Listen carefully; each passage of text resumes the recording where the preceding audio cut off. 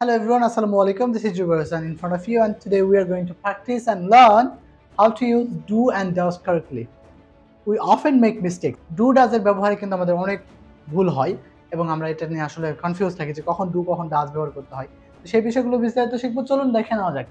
তো do কখন ব্যবহার করা হয় মনে রাখবো আমরা যখন আমি, আমরা, তুমি, তোমরা আর তারা। এই দেখেন, আই, আমি, উই, আমরা, আপনি আর আমি, আমরা, ইউ, তুমি, যে আমার ভিডিওটা এই মুহূর্তে দেখছেন তিনি অর্থাৎ তুমি বা আপনি, আর দেই তারা। তারা কারা বলেন তো? ওই যারা হচ্ছে তারা, ঠিক আছে? সো আই, আমি, উই, আমরা, ইউ, তুমি, দেই তারা, এদের সাথে কি বসবে? ডু বসবে। আমার সাথে সাথে রিপিট করেন এবং আপনারাও চর্চা করেন। I do, we do, you do, they do. Right, good. আর যখনই আমরা হি, শি, ইট অথবা সুইটি অর্থাৎ কারো নাম, মাই টিচার আমার স্যার অথবা আমার শিক্ষক, বা আমার যে কেউ, my father, my mother, my sister, my brother, অথবা your friend, your teacher, your father, your mother, your sister, এদের সাথে কি বসবে? ডাজ। Got it? সংক্ষিপ্তভাবে আমি সহজ করে বলে দিচ্ছি, আমি, আমরা, তুমি, তোমরা ছাড়া ভবে আছে যারা, সবার সাথেই ডাজ বসবে। কথা ক্লিয়ার? আবার বলছি, আমি, আমরা, তুমি, তোমরা ছাড়া ভবে আছে যারা, তাদের সাথে কি বসবে? থার্ড পারসন সিঙ্গুলার হিসেবে ডাজ বসবে। মনে রাখবো আমরা সবাই, বিশেষ করে জয়পুরহাটবাসীদের এটা ভোলা যাবে না। Come to the point. তাহলে আমরা শিখে ফেললাম কার সাথে ডু, কার সাথে ডাজ বসবে, রাইট? এবার আমরা দেখে ফেলি এই ডু ডাজ কখন ব্যবহার করা হয়।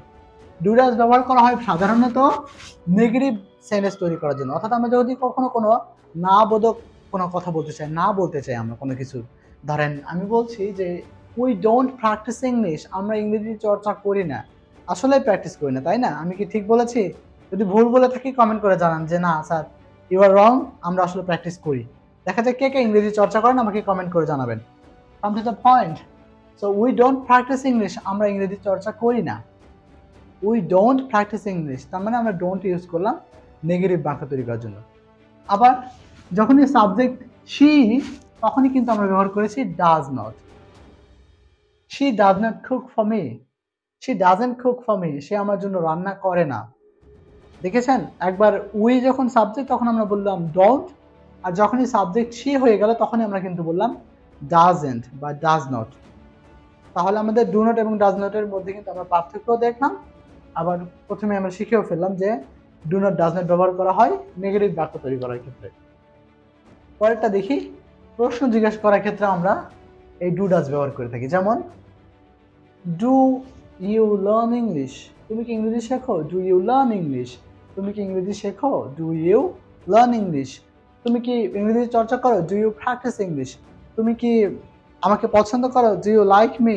আচ্ছা, আপনারা কে কে আমাকে পছন্দ করেন অবশ্যই কমেন্ট করবেন, দেখি কত মানুষ আমাকে পছন্দ করে। Do you like me? Answer me in the comments, I am waiting for your reply please. Anyways, come to the point, and the one that is does. এবার দেখেন, সাবজেক্ট পরিবর্তন হওয়া মাত্রই আমরা ডাজ ব্যবহার করে প্রশ্ন করছে যে does your friend help you, does your friend help you, তোমার বন্ধুকে তোমাকে সাহায্য করে? Does your friend help you?